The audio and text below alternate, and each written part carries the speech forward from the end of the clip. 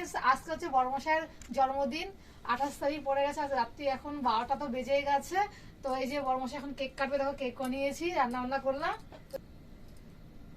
Happy birthday to you, happy birthday.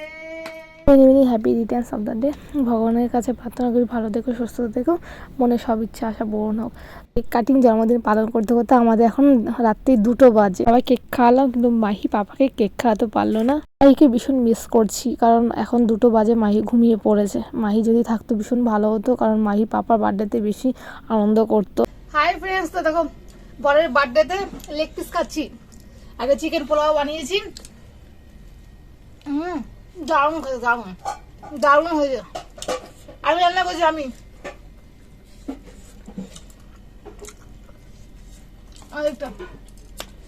দুটো ঠ্যাং।